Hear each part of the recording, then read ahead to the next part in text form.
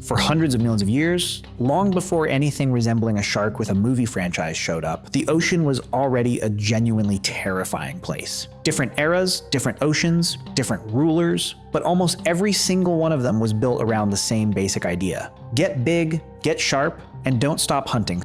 Some solved that problem with brute size. Others solved it with speed, patience, or an ambush strategy so strange it barely looks functional today. And in almost every case, whatever held the title of apex predator eventually got replaced by something newer, stranger, or simply better adapted to the job. Here are 10 of them.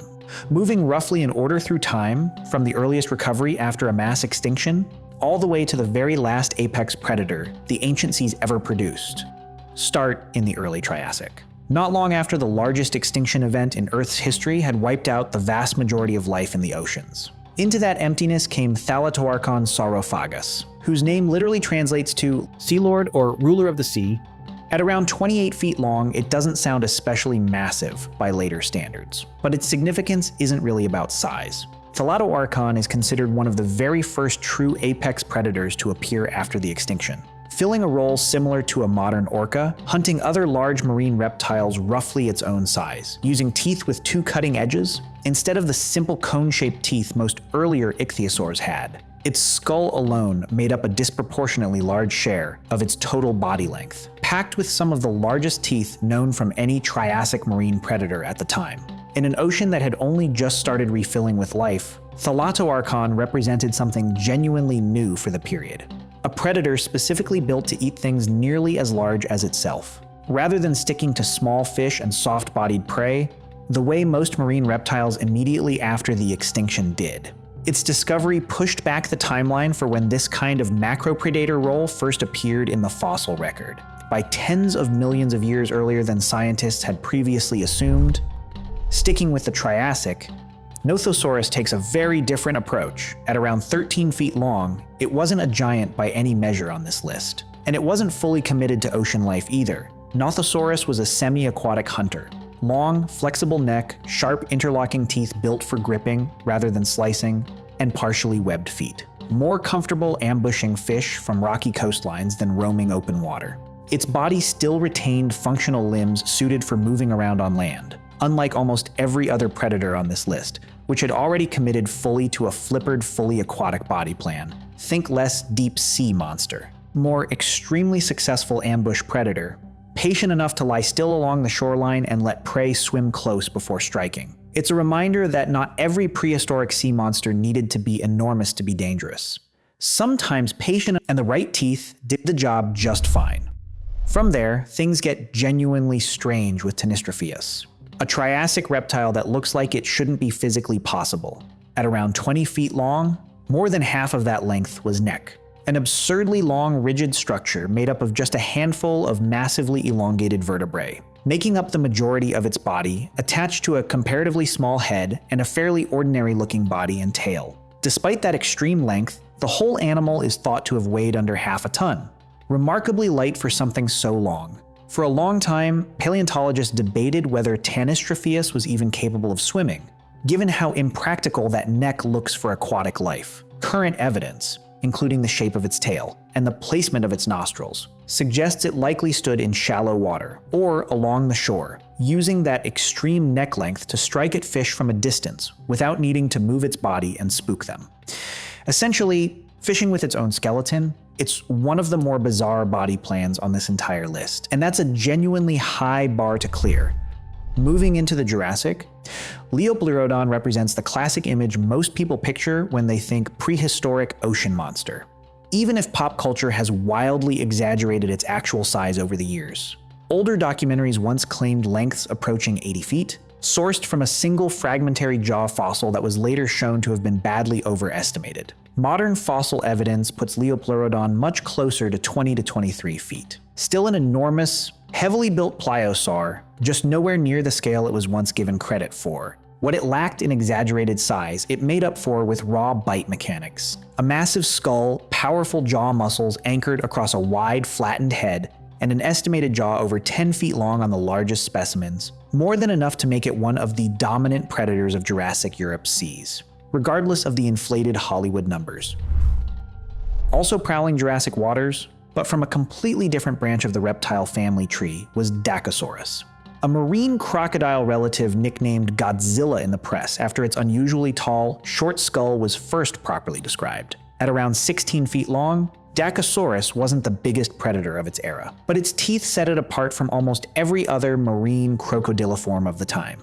Instead of the simple cone-shaped teeth typical of crocodile relatives built for grabbing fish, Dakosaurus had blade-like, serrated teeth strikingly similar to a modern orca's, built for slicing through flesh rather than just puncturing it. That dental setup strongly suggests Dakosaurus was hunting large prey, including other marine reptiles, putting it in direct competition with some of the biggest predators of its day, including Pliosaurus, a far larger relative of Liopleurodon that shared the same waters, despite being smaller than several of them.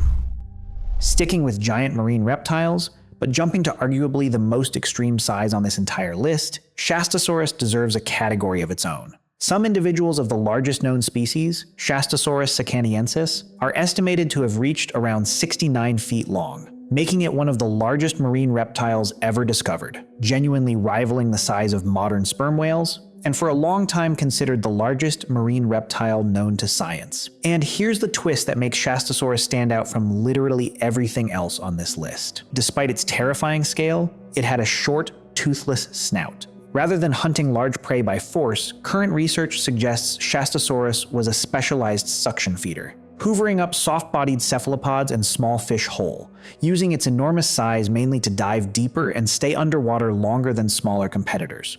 Rather than to overpower anything directly, its massive lung capacity, made possible by its size, may have also let it hold its breath longer on deep dives than any of the smaller ichthyosaurs sharing its waters.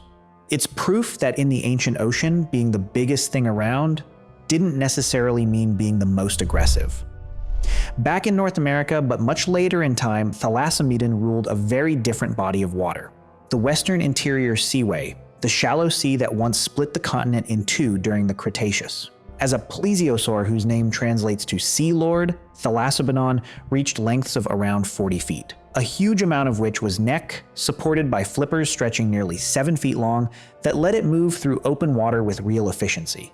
Rather than chasing fast-moving prey in a straight line, its long, flexible neck likely let it sweep its head side to side through schools of fish, striking with the head alone, while the massive body continued moving in a straight, energy-efficient line. For a stretch of the Cretaceous, Thalassomedon held a dominant position in that sea.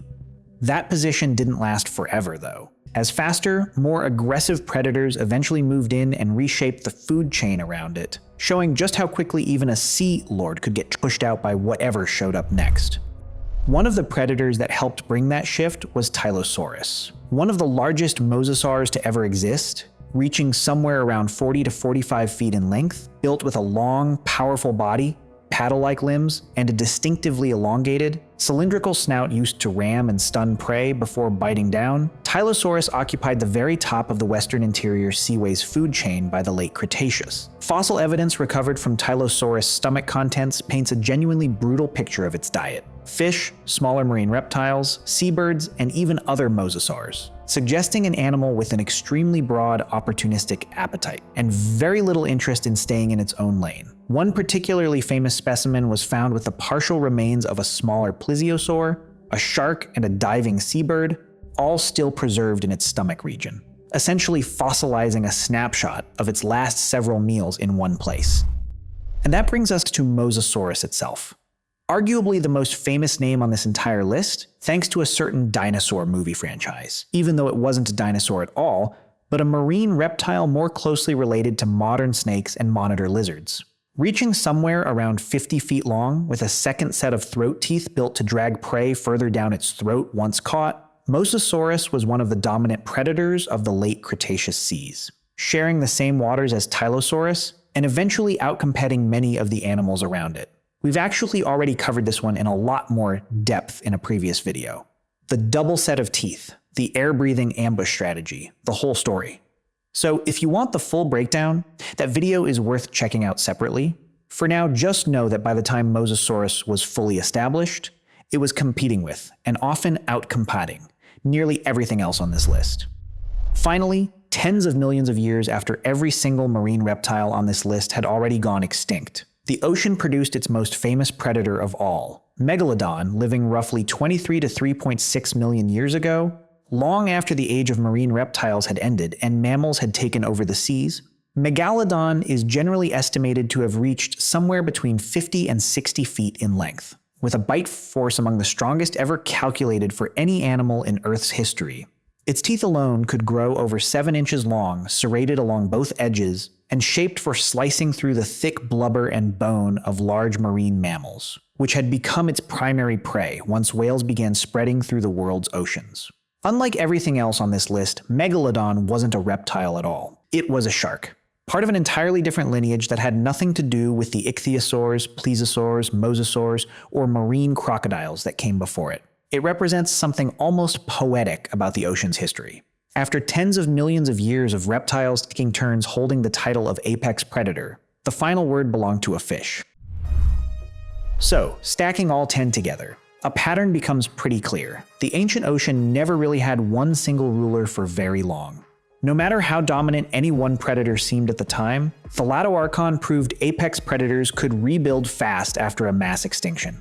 Nothosaurus and Tanystropheus showed that strange, patient ambush strategies could work just as well as brute size, without ever needing to be the biggest thing in the water. Liopleurodon and Dakosaurus brought raw bite power from 2 completely different reptile lineages. Competing in the same Jurassic seas from opposite branches of the family tree, Shastasaurus proved size alone didn't require aggression, becoming a gentle giant despite being one of the largest marine animals ever discovered. Thalassomedon, Tylosaurus, and Mosasaurus each took turns dominating the same Cretaceous sea, before eventually being replaced by something newer and more capable. And Megalodon closed the whole story out by proving that even after every reptilian giant had disappeared, and an entirely new class of animal, the mammal, had taken over the world above the waves, the ocean still had room for one more monster. If this was interesting, hit like and subscribe for more deep dives into prehistoric ocean life. And drop a comment. Which of these 10 should we do a full deep dive video on?